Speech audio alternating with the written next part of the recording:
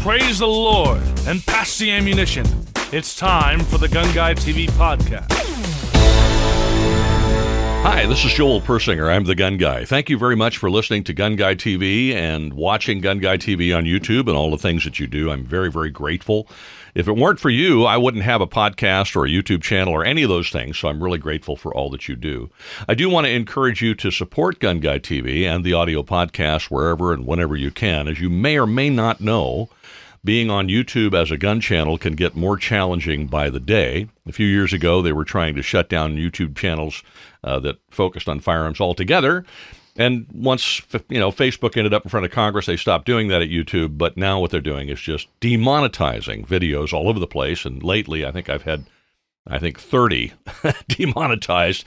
So one way or the other, they're trying to get you off the platform by either shoving you off or taking away the money that you're making. But if you can support us, every dime that you throw at us would be great. There's a couple ways you can do that. One of which is join us on Patreon, because today on this podcast, I'll be talking with Dave Weiner, who's a very good close friend, about various aspects of security. This is going to be an interesting thing for you. We're going to talk about natural disasters, among other things. And in the second part of the podcast, which is not syndicated and is available only on Patreon, I'm going to discuss whether pistol caliber carbines really have a niche place in American society for self-defense. They're popular, I get it, but do they really belong? So we'll talk about that and see what your opinion is in the second part of the podcast. The first part you can hear here, syndicated all over the place.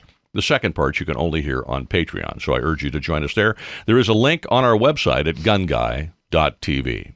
All right, I have Dave Weiner with me, who's a longtime friend. Dave has spent years in security. He's been a police officer forever and a day. He was security director at NASA Goldstone for a while. He's been a chief of police at 2 different police departments.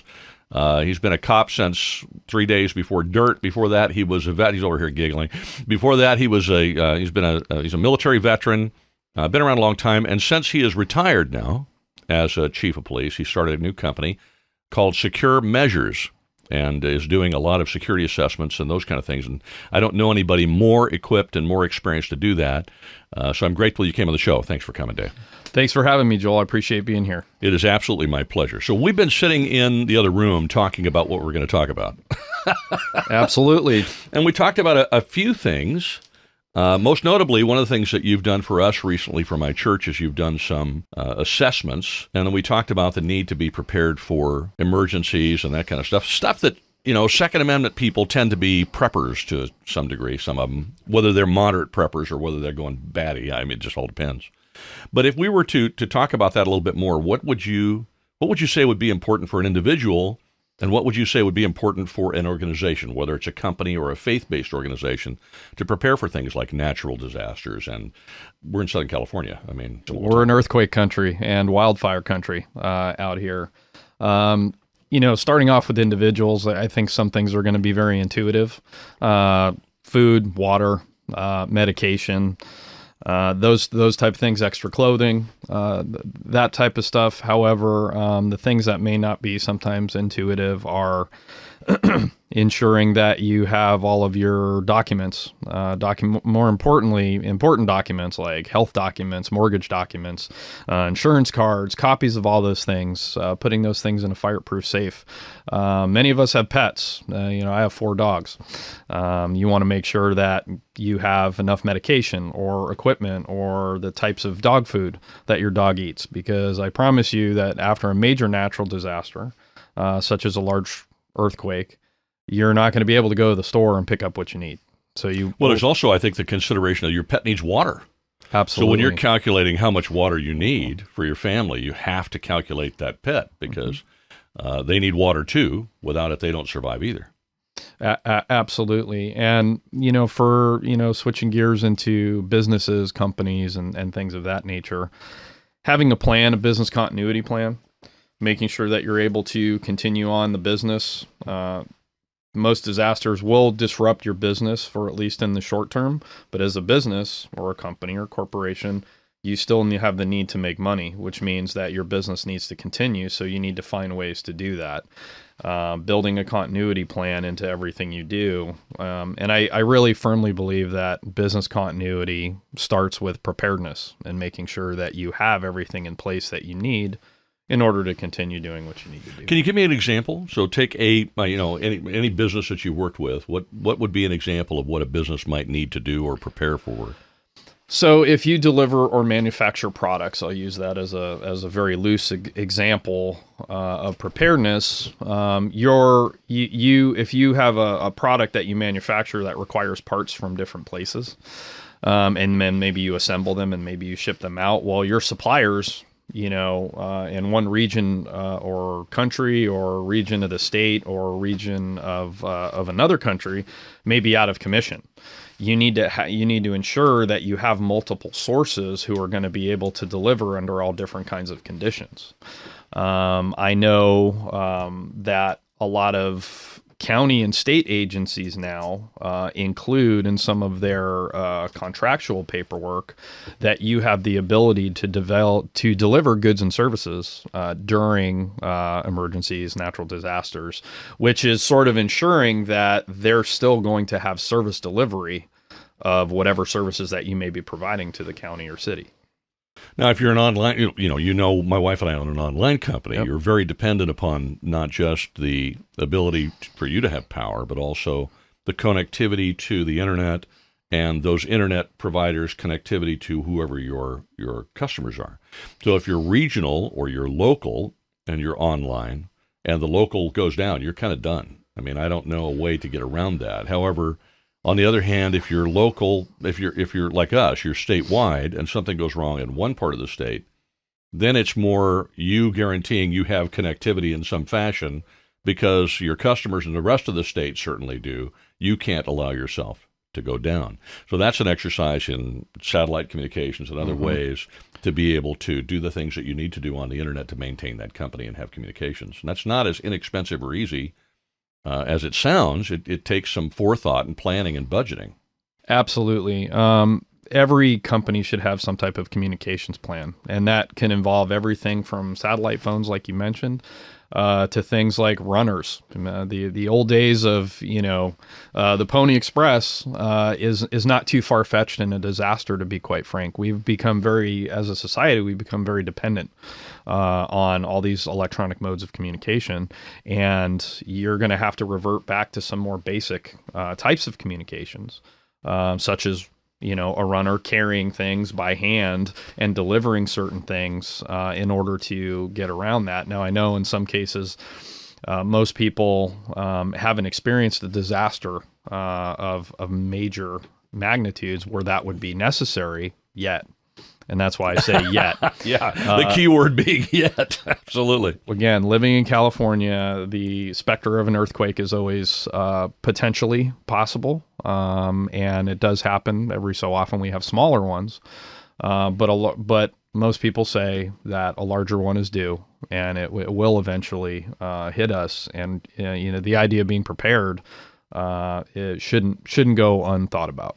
Now, we talk about, speaking of being prepared, one of the things that you and I talked about was somebody should have a bug out bag. And that's a very common term I hear in the prepping world. And certainly Second Amendment folks think about bug out bags.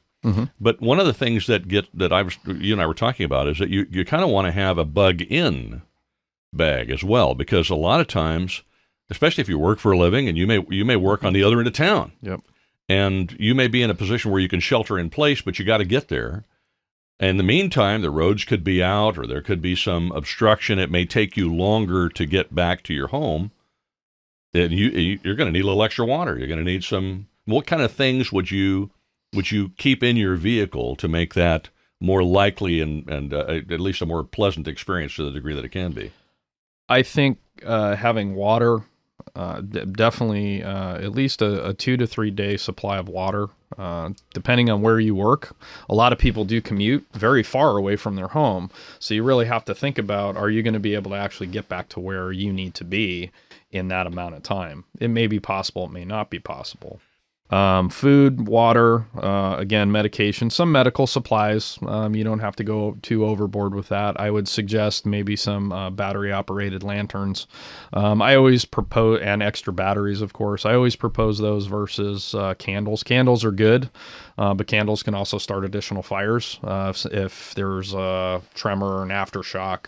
So something that's not going to cause more harm than good. And then just making sure that you have, we just talked about communications going out. Well, at the very basic, families don't have satellite phones, and they don't have, for the most part. Right. So they depend on cellular phones. It's likely that communications will be knocked out, at least in the short term. Have a plan to meet your family somewhere at a specified time. And then have a plan to wait there for a specified time if you're able to, but always have a secondary place in case that first place you're either unable to get to or is unable to be utilized in that case. Always have a plan, always have it written down, and make sure your entire family, no matter how large your family is, everybody knows what the plan is and how to get there. It's an interesting thing talking about communications too, because I'm a ham radio operator. So even I've talked to a lot of people who will get into ham radio specifically for emergency communications with their family in the case of an emergency. What they don't realize, though, is that there's all these different organizations that are going to jump in there. They're going to be on those repeaters. They're going to be on those radios. There's going to be a tremendous amount of traffic.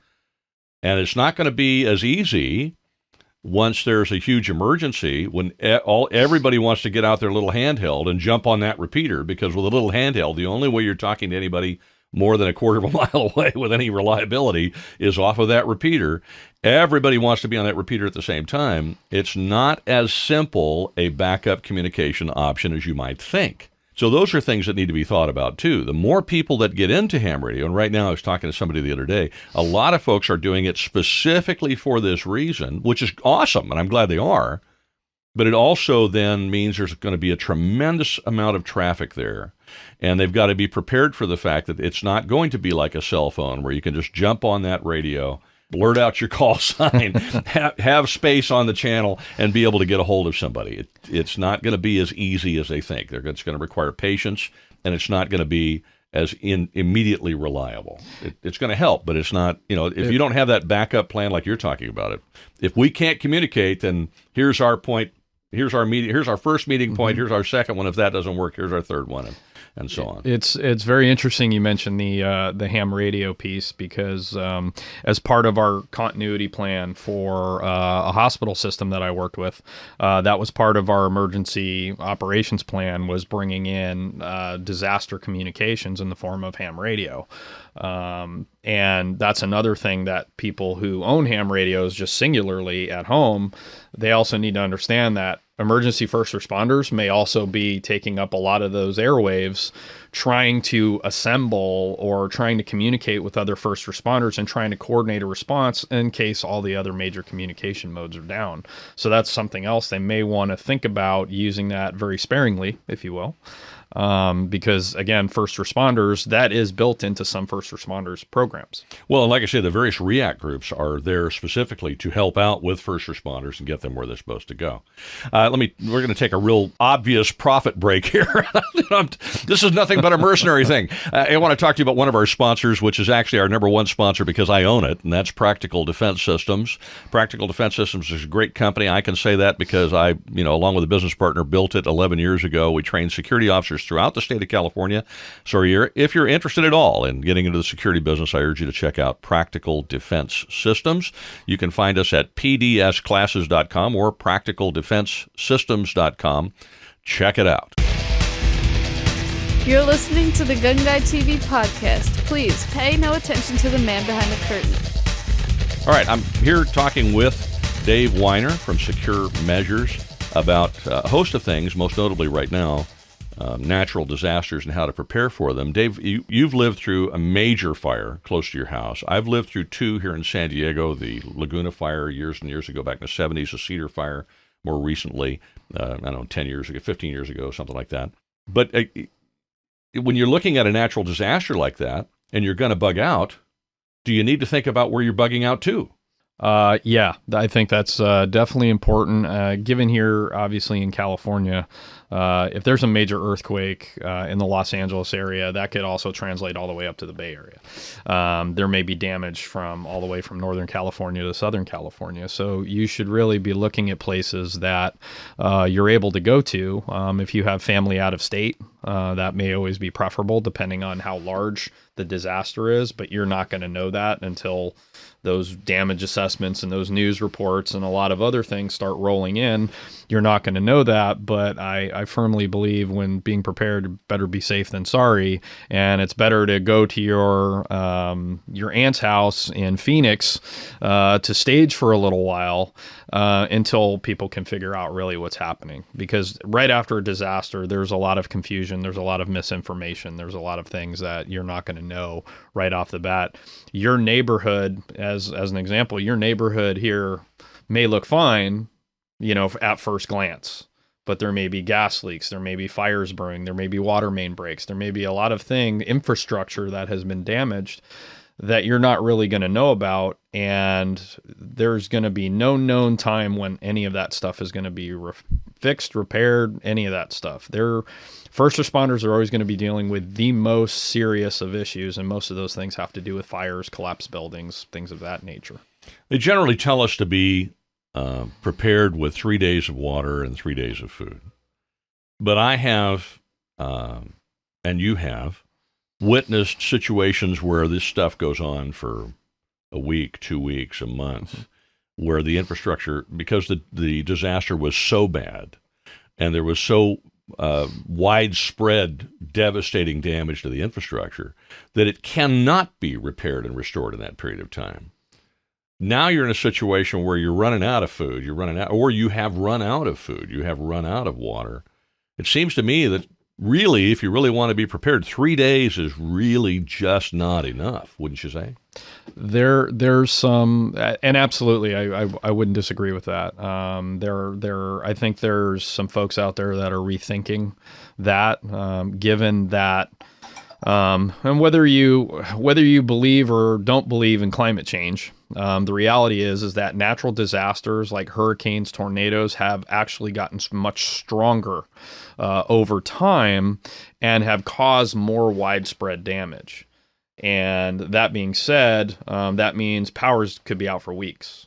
Water systems could be down for weeks. So ensuring that you have a stockpile, and I think the general rule of thumb is, 72 to 96 hours worth of food, water will get you to a point where you can then assess where you need to go next. I think that's probably a good, because if you're in an area that's been decimated pretty badly, you're not going to want to stay there. So you at least want to have enough to get out of the area into a better place. How important is it? For example, my wife and I have been part of the same church now for 27 years. And as you know, because you just did vulnerability assessments for every location we have, one of our major concerns right now is preparing for this kind of stuff as a church so we can take care of our members. And we can also continue to operate as a church. How important is it to be a part of an organization of some kind? I mean, whether it's a faith-based organization, church, synagogue, mosque, or whatever, or whether it's just part of a club, like your local ham radio club. I happen to be a member of a ham radio club, or whatever you're a member of. How important is that if you happen to find yourself in the middle of a natural disaster? I think it's actually very important because some people may, for lack of a better term, get it worse than others. You may have some members of a faith-based organization where 10 or 12 of them, their houses collapsed. But then you have another section of the congregation whose houses are in perfect condition and nothing happened to them. It's really going to be location. They can then potentially take in some of those families and at least give them shelter and share some of the food and make sure that, people are okay from a health standpoint and things like that. So it's really good to be part of an organization because then you're not really out there on your own. You actually have other people checking on you, which I think is really, really important, especially during a disaster. I know in my neighborhood, fairly close with some of our neighbors, so I know if there is a natural disaster, we're going to be checking on one another to make sure everybody's okay. If not, I know everybody's willing to pitch in a hand to kind of help each other out. I'm going to voice an opinion here that is probably going to rile some people, and if you listen to my show, you know it's not the first time, and it probably won't be the last one. Dave, you and I were talking about the fact that sometimes in the Second Amendment community, there are folks that go immediately to, I'm going to put on my tactical gear and I'm going to grab my tactical this and my tactical that and my bug out bag, which includes 17 firearms, and my armor, my helmet, and all this other stuff. And then I'm ready for anything.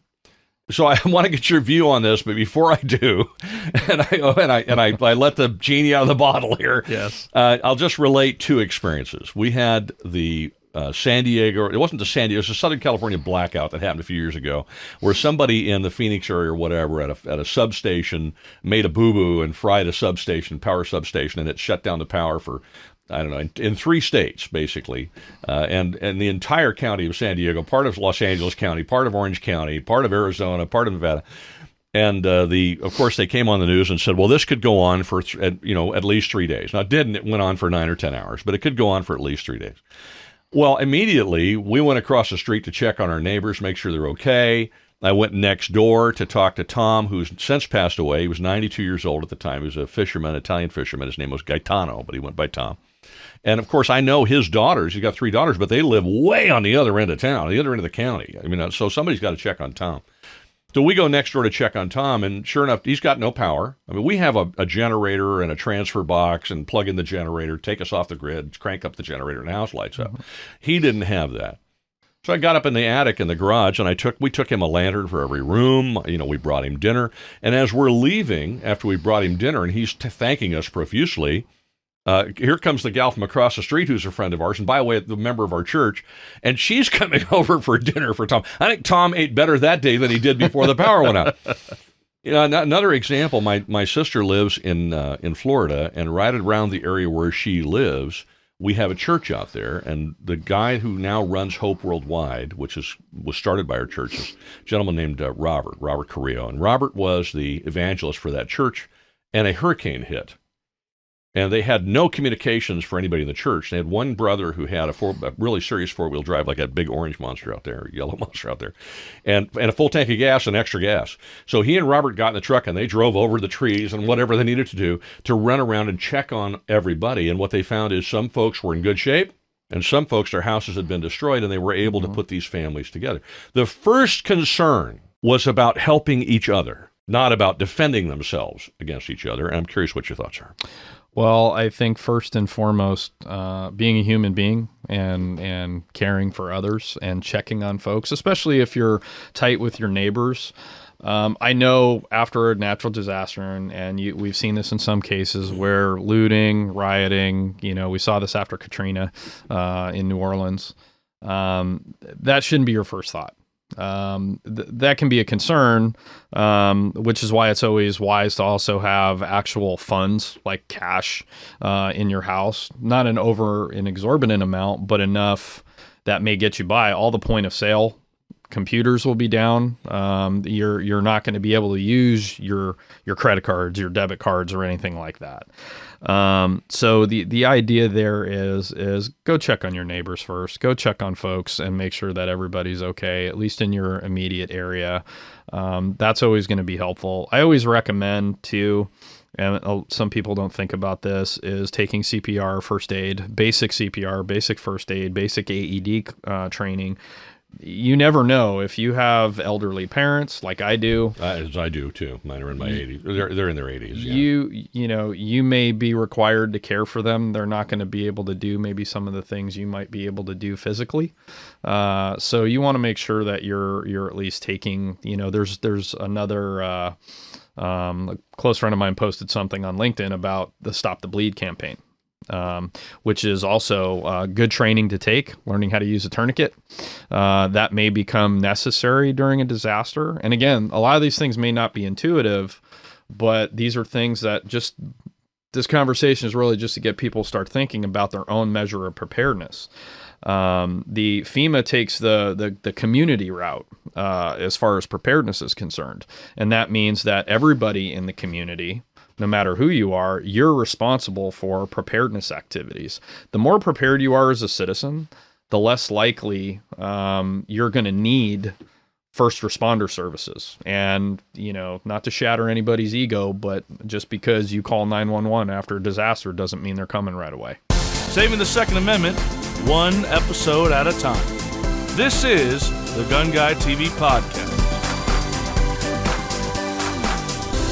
Okay, so you've been a police chief for two different departments and for quite a while. So now the question is, and in the federal system as well. So a major disaster hits, and I mean it's a major disaster. How long does it take for FEMA to show up, or these government organizations to show up and start providing water and food and like that to these folks that are stuck in this thing? I mean, are we talking days, weeks? What's the process, and how long does it normally take?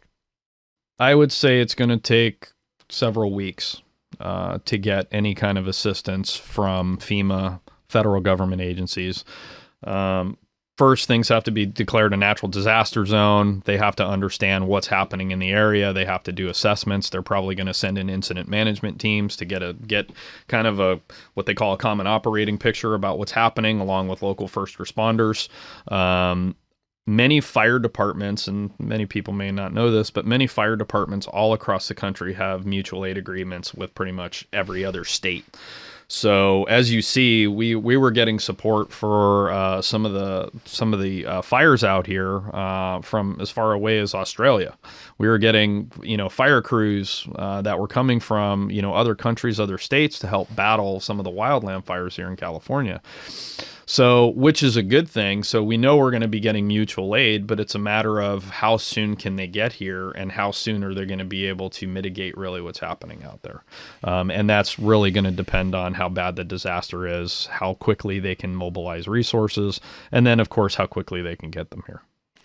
And then just, as an aside, there is training available for citizens. I mean, there's the CERT program that's done by your local fire department generally, which is outstanding, actually, because you learn how to do basic things like go check the gas, shut the gas off. You learn how to turn the gas off. You got to ask yourself, do I actually know how to go into the middle of the street and shut off the gas main?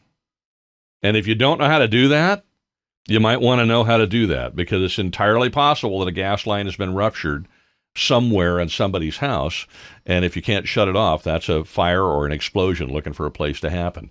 Basic things, how to put on a tourniquet, how to address wounds, how to deal with bleeding. All those things are part of that program, in addition to things like you said, American Heart Association or Red Cross, basic first aid and that kind of stuff. That's all stuff that you can do, costs next to nothing, and it allows you to help your neighbors as a community effort. This is something our church is getting involved in right now, is trying to make sure that as many members as possible have this kind of training so that they can help their neighbors as well as their own family. Another good resource for individuals is ready.gov. FEMA. That's a site sponsored by FEMA, and it really does cover a lot of the preparedness things that we're talking about today.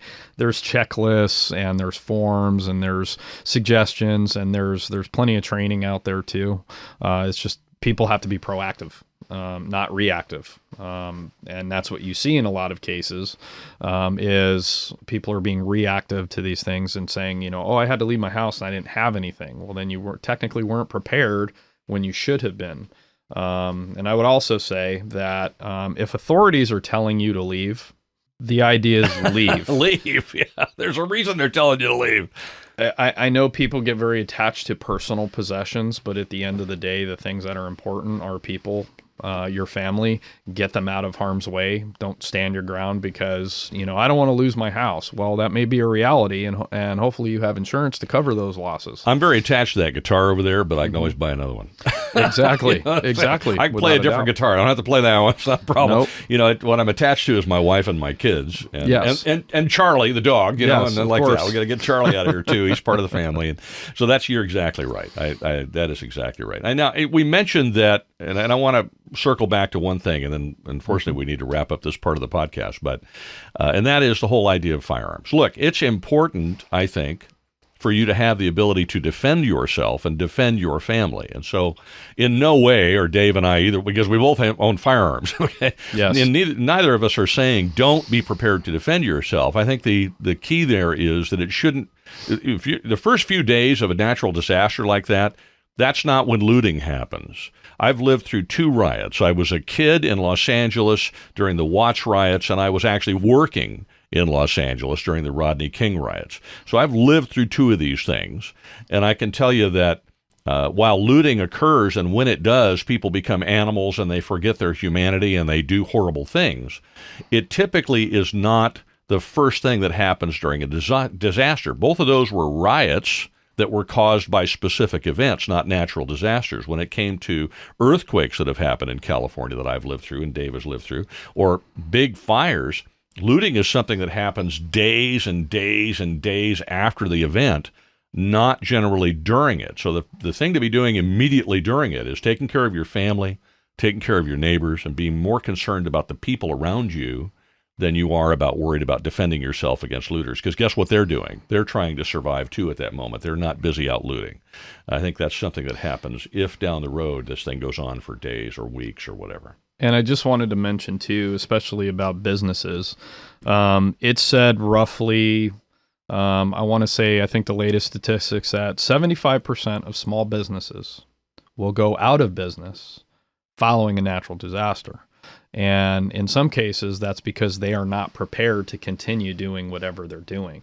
And as a small business owner myself, that can definitely be a challenge for any business. And, you know, I've heard some small business owners say, well, you know, I'm a small business. I don't have a lot of resources. You don't need a lot of resources depending on the type of services that you offer. So the idea is you need to take a look at crafting an emergency operations plan, doing a threat and hazard vulnerability assessment, and looking at your risks and hazards and figuring out which ones are going to be likely, which ones aren't, and then preparing against the ones that will be. Dave Weiner from Security Measures, thank you very much for coming on the show. I really appreciate it. And we're going to have to wrap this part of the podcast up here. If you're listening to it on your favorite podcast player, this is the part that where we come to an end. If you're on Patreon, I want you to stick with me, because next I'm going to be talking about, since we were talking about guns and self-defense, pistol caliber carbines. Are they really all they're cracked up to be, or are they just really kind of a fad? So we'll talk about that, probably irritate a few people, and I'm going to want to know what your opinion is. So if you're on Patreon, stick with me. If you're listening to it syndicated, go join Patreon so you can hear the rest. And one way or the other, wherever you go, whatever you do, please be safe. You've been listening to the GunGuy TV podcast.